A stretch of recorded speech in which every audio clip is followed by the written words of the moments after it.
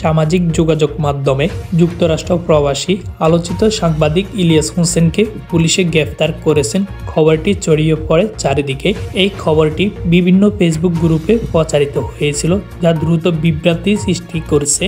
তবে অনুসন্ধানে জানা যায় যে 2024 সালে 18 ফেব্রুয়ারি একটি এলাকা থেকে ইলিয়াস হোসেনকে গ্রেফতারের খবরটি ছিল। এটি একটি পুরনো ঘটনা। এটি 2024 সালের ফেব্রুয়ারিতে ঘটেছিল এবং একদিন পর 19 ফেব্রুয়ারি তাকে জামিনে মুক্তি দেওয়া হয়েছিল। এই ঘটনায় জানা যায় যে সামাজিক যোগাযোগ মাধ্যমে এক ব্যক্তির বিরুদ্ধে অভিযোগ আনা হয়েছিল।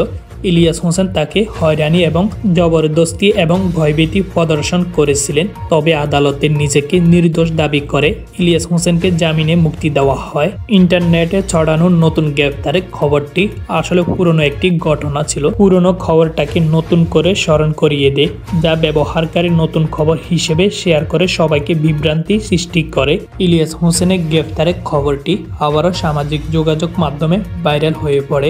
সম্প্রতি ইলিয়াস হোসেনকে গ্রেফতার করা খবরটি সঠিক নয়। এটি একটি বিভ্রান্তক গুজব যা ফেসবুকে শেয়ার করা হয়েছিল এবং তথ্য যাচাইকারী প্রতিষ্ঠান রিউমার স্ক্যানারের মতে এটি একটি পুরনো ঘটনা।